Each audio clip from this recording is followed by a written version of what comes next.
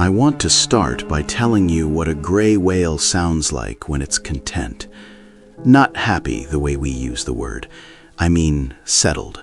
Doing exactly what its species has been doing for 40 million years without interruption. It sounds like low, rolling percussion, a rumble you feel in your sternum before your ears register it, like the ocean clearing its throat.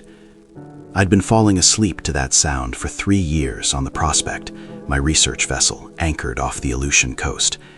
And I want you to understand that before I tell you anything else. I want you to understand that I loved it out there. The isolation suited me the way a shell suits a crab. Back at the Oceanic Research Institute in Anchorage, I'd lasted 6 months before my supervisor, Betty Webster, pulled me aside and said, with more kindness than I deserved, that she thought I might be better suited to long-term field work, the kind where you didn't sit through staff meetings or pretend to care about someone's weekend. She was right. Betty was always right about people. Within 2 months, I had my assignment: gray whale migration patterns, full seasonal tracking, comprehensive behavioral study. Within 2 more, I was aboard the Prospect, with enough equipment to outfit a small university and instructions that amounted to stay as long as the data keeps coming. It always kept coming. The data always kept coming. I'd tagged 47 individual whales over 3 years. Each one had a designation code, a beacon embedded just beneath the blubber layer, and a permanent place in my database. The system logged their positions every 6 hours: depth, water temperature, movement vectors. GW013 was my first, a mature female, maybe 30 feet, scarred along her left flank from an old orca encounter. I'd watched her make the full migration south to Baja and back twice, 18,000 miles tracked to the quarter mile. GW027 was a juvenile male who'd circled the Prospect for 2 hours before I could deploy his tag, surfacing right next to the hull, close enough that I could see barnacle clusters on his rostrum. Every whale had a story in the data: feeding preferences, social dynamics, response to temperature gradients.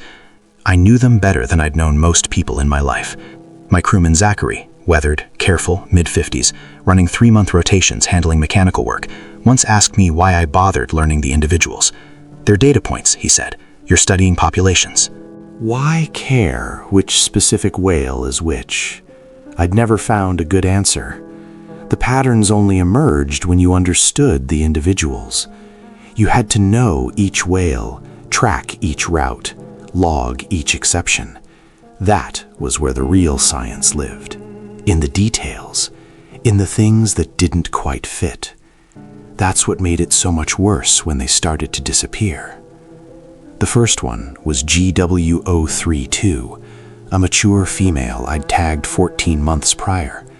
She'd been holding position in a thick kelp bed 30 miles northwest of the Prospect for 6 days running, feeding in the same half-mile corridor the way she did every year, reliable as sunrise. Then the March 17th morning transmission came through, and her signal was gone. I was at the monitoring station when it happened. I counted 43 active tags on the display. Should have been 44. I spent 4 hours running equipment diagnostics, primary receiver, backup receiver, satellite uplink, every component. All of it came back clean. No errors, no drift, no failures. I logged it as equipment malfunction, 1 tag out of 47, within acceptable margins. Then GW019 disappeared. Then GW041. Then GW008. All 3 within 48 hours of the first. I didn't sleep that second night. I sat at the monitoring station and watched the count drop from 43 to 40 to 39, each loss arriving like a small punch to the chest. I ran the probability calculations. The odds of 4 independent tag fiffiers occurring simultaneously within a 48-hour window were 0.3%, effectively impossible, which meant it wasn't coincidence. Something else was happening. By Thursday of that week, 17 whales had gone silent. 17. When I overlaid the last known positions on the bathymetric charts, every single disappearance clustered in the same 200 square mile zone of deep water about 40 miles northwest. The Aleutian Trench ran through there. The seafloor dropped to depths that made your stomach clench just looking at the numbers. 3,000 meters in some spots, cold and lightless and mostly unmapped. Gray whales didn't go there. They were coastal animals, shallows, kelp beds, amphibod-rich feeding grounds. They had no reason to venture into that trench. No biological reason, no behavioral precedent in 3 years of data or 14 years of my career. I called Betty. She was polite, professional, and completely wrong. Battery failure, she said. Field conditions degrade electronics faster than lab projections. Submit a replacement tag request by Monday. I told her 17 tags don't fail in 1 week in the same geographic location. She told me correlation wasn't causation and that I was overthinking it.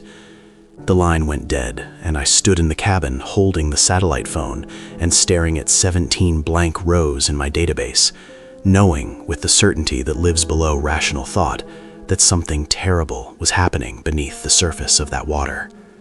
I pulled up the acoustic monitoring logs next. Hours of hydrophone data. I checked the recordings corresponding to each disappearance timestamp. Normal vocalizations, normal ambient sound. Then, right where each whale went silent, nothing. Not distress calls, not alarm signals, not the frantic clicking of echolocation. Just ordinary ocean noise, and then absolute absence, as if each animal had been removed from existence between one breath and the next. The ROV had been offline for 2 weeks. Budget cuts meant parts shipped quarterly, and whatever sat motionless on the seafloor in that trench, whatever my sonar had been pinging for 4 days, a mass roughly the size of a small house that hadn't moved once, it wasn't going to explain itself through a computer screen. Zachary found me pulling out the dive gear and spent 20 minutes trying to talk me out of it. He was right to try. Solo dive, 600 feet, February water temperatures, no surface support except one aging crewman, and a rescue plan that amounted to 3 tugs on a rope. Every protocol said abort, wait, do this properly or don't do it at all. But 17 whales had been alive and singing 3 days ago. Zachary checked my seals one final time on the deck. Don't die down there, he said. I'm too old to explain it to Betty. I bit down on the regulator and rolled backward into the black water. The cold hit through the dry suit like a verdict. I grabbed the descent line and started down. The light failed fast. At 20 feet, the surface was already just a memory of gray. At 60, there was nothing except what my beam revealed. Suspended particles drifting in slow motion, the white rope disappearing into black below, the sound of my own breathing, loud and mechanical in the regulator. In, out, in, out.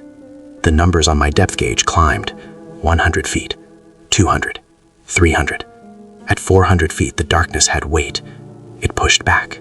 It pressed against my chest from all sides with the conviction of something that didn't want me here. I checked the gas mix and kept going, hand over hand, monitoring depth and nitrogen absorption and my own breathing rate the way a pilot monitors instruments. Disciplined, refusing to let the animal part of my brain take over, because the animal part was already screaming. I kept it locked in a box and descended. The seafloor materialized, and my stomach turned over.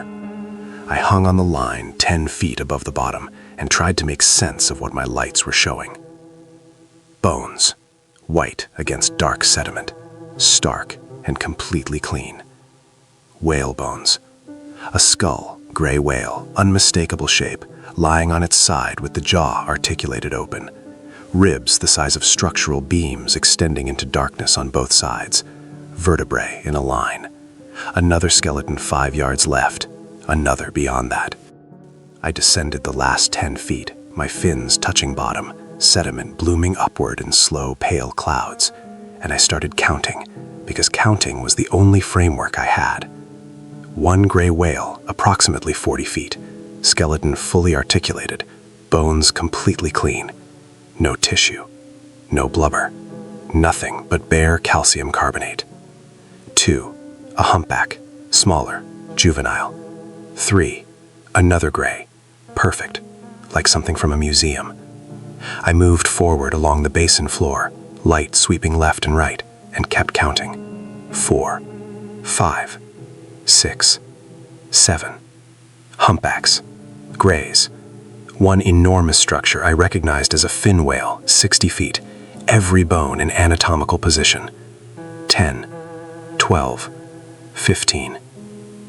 This wasn't recent.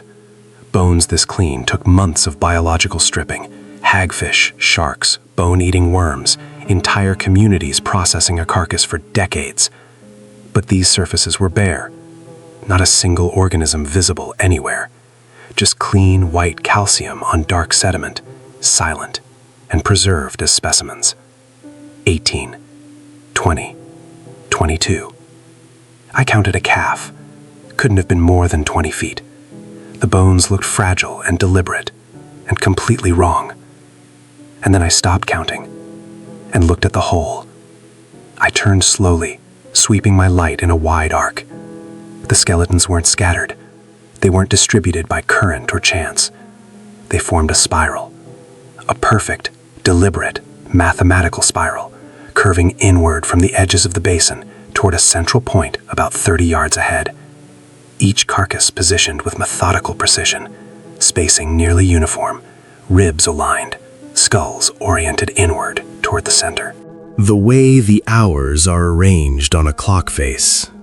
The way galaxies spiral. My hand found the ascent line without conscious thought and gripped it until my fingers cramped inside the thick gloves. This was not predation in any form my 14 years of marine biology had prepared me for. Something had arranged these bodies. Something had been feeding here, not with the chaotic opportunism of scavengers, but with intention, with structure, with a kind of deliberate geometry that didn't belong in any biology textbook. The cold wasn't coming from the water anymore.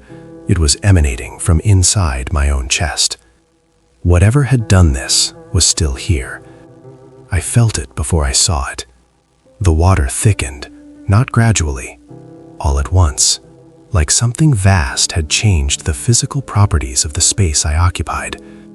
The pressure increased against my dry suit from all sides. My buoyancy compensator registered normal. My depth gauge said 430 feet.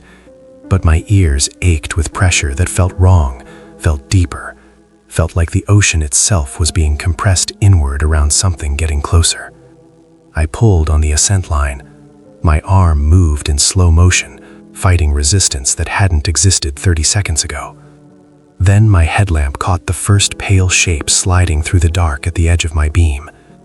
Segmented, each section flexing independently of the others.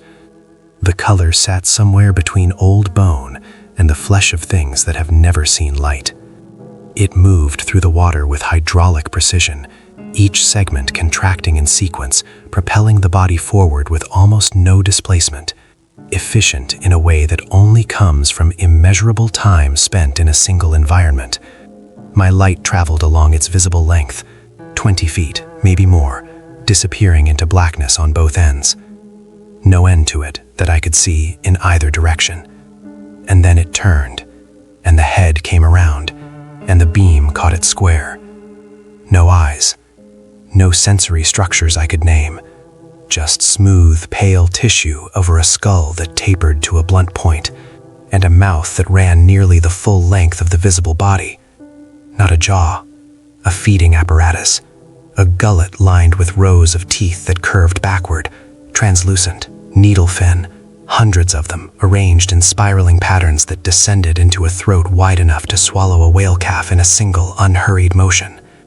I understood then, completely and irreversibly. The gray whales of the Aleutian coast, 40-ton animals with echolocation sophisticated enough to map the seafloor in real time, had never stood a chance. This thing didn't hunt. It waited. It arranged. It fed with the methodical indifference of a geological process. Every whale I'd ever tagged had been food moving toward a predetermined end, and I had followed them down here. I hung motionless in the thickened water as the creature completed one slow pass within 10 feet of my position. Its body brushed my shoulder, my tank, my right leg. The texture registered through the dry suit. Smooth, cold, alien. Skin designed to withstand pressures that would reduce my body to paste.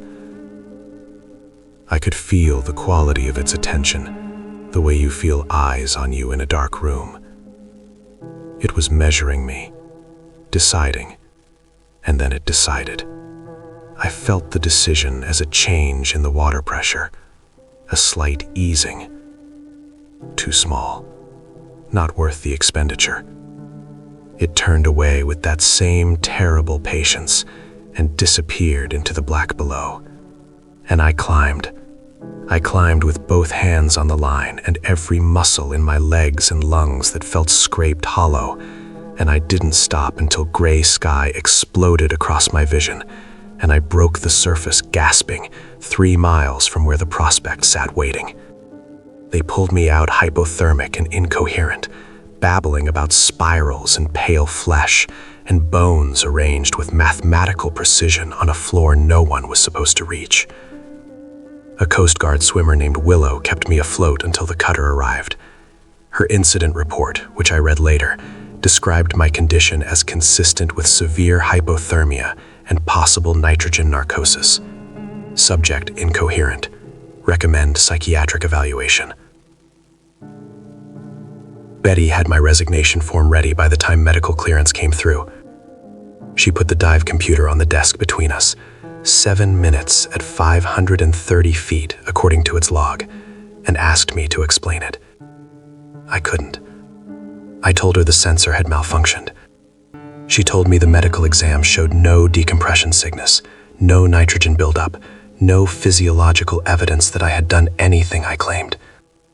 She said the numbers weren't possible. I told her I knew. She pushed the form across the desk and I signed it and left the dive computer on her desk and drove east until I hit Idaho. That was 5 years ago. I live in Boise now.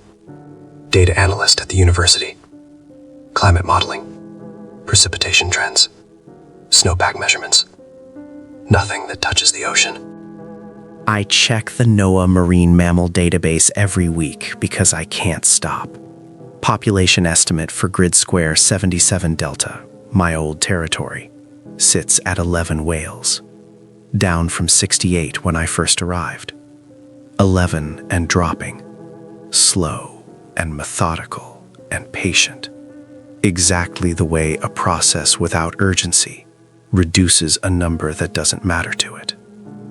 I tried to warn people those first few months, sent emails, presented the data carefully, never mentioning the creature, just the numbers, the population decline, the geographic clustering. No one responded in any meaningful way. I stopped sending emails. But here's what I haven't told you. Here's the part I haven't told anyone. 3 months ago, I noticed something wrong with my heartbeat. Not medically wrong. The cardiologist ran an EKG, found nothing. What I mean is wrong in a way that medicine doesn't have vocabulary for. There's a secondary rhythm underneath the normal one. Lower, slower, infrasonic almost. I felt it first lying awake at 3 a.m. in my quiet apartment. Then on the bus, in the grocery store, walking through the university campus on a Tuesday afternoon, surrounded by 12,000 students. The secondary pulse gets stronger in crowds. It accelerates, like it's taking inventory, like it's extremely interested in the density of warm bodies gathered together in a single location. I found the paper 2 weeks ago, a 2019 study from a research group in Woods Hole, unpublished, pulled from peer review before it could circulate. The authors had been analyzing anomalous electromagnetic signatures in the Eastern Aleutian Basin, readings that corresponded to no known geological or biological source. The signatures pulsed at infrasonic frequency, irregular enough to seem random, regular enough to carry information. The lead researcher's notes in the appendix were what stopped my blood. She wrote, "The signature is consistent with a biological organism using electromagnetic radiation as a sensory mapping tool. We hypothesize a deep trench species capable of mapping biomass density across wide geographic areas via reflected infrasonic EM pulses." The paper was never published. The researcher left academic biology the same year. I understood everything then. The whole architecture of it. Clean and final and devastating. The creature hadn't dismissed me as too small down there in the dark. That's the version I'd told myself for 5 years. Too small. Wrong texture. Not worth the effort. I believed it because the alternative was something I couldn't hold and stay functional. But the alternative is the truth. It let me go because I was useful. That 10-second contact, pale skin brushing my dry suit, the moment its feeding apparatus passed inches from my face, had been deliberate. Not testing me for food, installing something. Using the electrical conductivity of my nervous system, the way an engineer installs a long-range antenna in a favorable location. My body, my nervous system, the 70 trillion cells that produce electromagnetic signals just by being alive, all of it repurposed. All of it tuned to a frequency I still can't quite hear, but can absolutely feel, pulsing inside my chest like a second heartbeat that was never mine. Every city I've passed through since the dive, every conference, every airport, every crowded street, my heartbeats synchronized to that secondary pulse, broadcasting outward, receiving the reflected data back, feeding it down through my nervous system to whatever process is running the calculations. Boise, San Francisco, Chicago, when I flew there for a conference last spring. The secondary pulse had been almost frantic in O'Hare, surrounded by 50,000 people in a single terminal. Frantic the way a sensor gets when the readings are exactly what it's designed to find. Dense human population, concentrated biomass. The kind of data you would need if you were deciding where to begin arranging a new kind of spiral.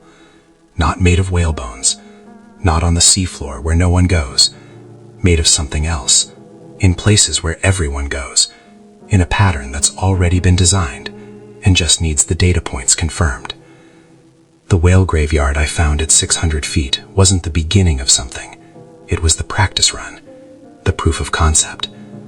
The creature had been refining its method in the deep water for longer than our species has existed, and now it had its instrument positioned on land, walking through crowds, sleeping in apartments, flying between cities, mapping, broadcasting, filling in coordinates. I am a data point. I am a living transmitter. And the extinction spiral I watched being constructed in that graveyard in the Aleutian Trench is closing now, and it is not staying in the water. I know this because I can feel the pulse in my chest right now. Slow, patient, counting, and it just got faster. If this story kept you awake tonight, share it, subscribe. Because the only thing more terrifying than what's in the deep is the possibility that it already knows exactly where you are.